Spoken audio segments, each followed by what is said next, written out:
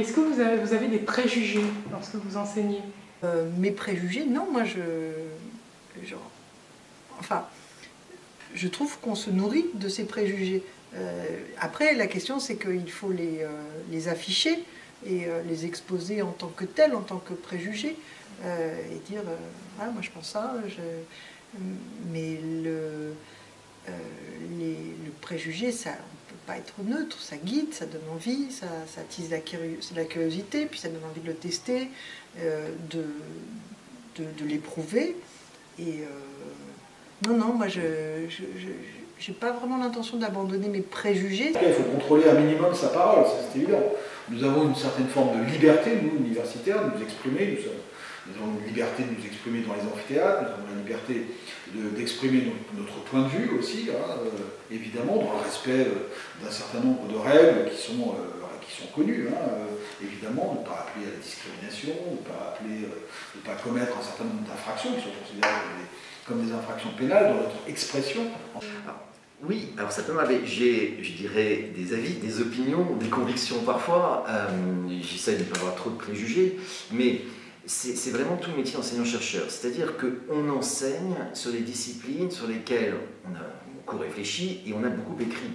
Si moi, je ne connais pas la réponse, je ne vais pas commencer à essayer de noyer le poisson. Si vous le faites, si vous le faites dans les copies, on le voit. Mais si nous, on le fait, enfin, très honnêtement, vous le voyez aussi. Hein, donc moi, je préfère dire, je ne sais pas. En quelque sorte.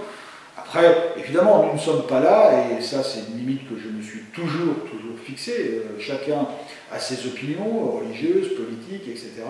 Je me suis toujours évidemment gardé d'utiliser l'amphithéâtre, d'utiliser la salle de cours comme un moyen de propagande, quelle qu'elle soit. Je n'emploie le terme propagande au sens générique du terme. L'université n'est pas un lieu de propagande pour moi, c'est un lieu d'enseignement, c'est un lieu de transmission du savoir et pas un lieu de propagande. Et donc ça, j'ai toujours considéré qu'il y avait une ligne rouge à ne pas franchir ici. C'est dur d'être dans cette position de la personne qui est censée tout connaître et tout vous apprendre et de réaliser qu'en fait on a tous des moments où on ne connaît pas quelque chose, ou parfois on a un trou, vous savez, le trou qui vous arrive, genre je ne me rappelle plus de quel article c'est alors que je le connais par cœur. C'est difficile quand on demande aux étudiants d'être exigeants, de travailler, nous aussi on doit le faire, et malheureusement par contre on est humain, on n'est pas des créatures surnaturelles vivant dans la bibliothèque d'Assas le soir. Il y en a certains qui passent toute leur journée dans la bibliothèque. Oui. Les préjugés, j'en ai.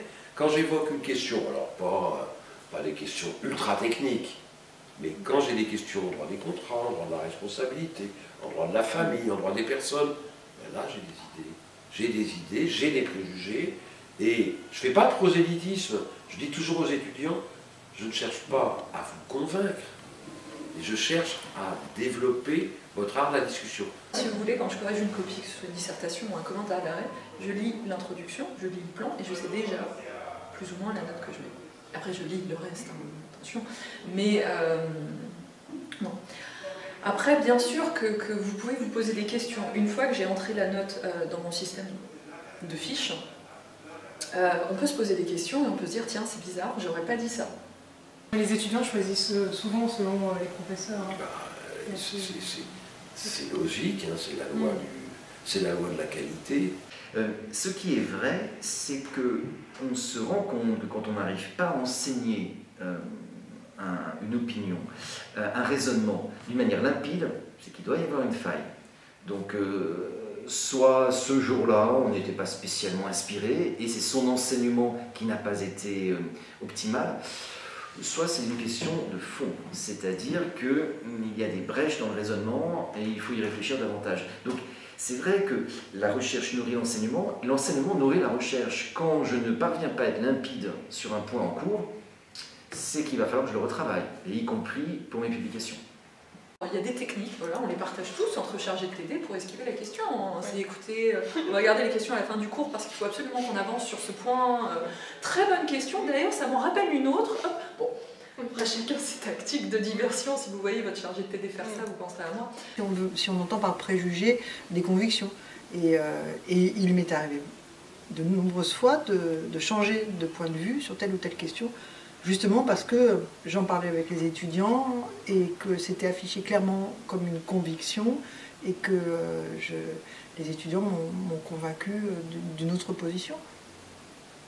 Non, moi je suis pour les convictions dès lors qu'elles ne sont pas scellées et qu'elles ne sont pas toutes nécessairement entièrement scellées. Certaines doivent être scellées quand même, 2, 3.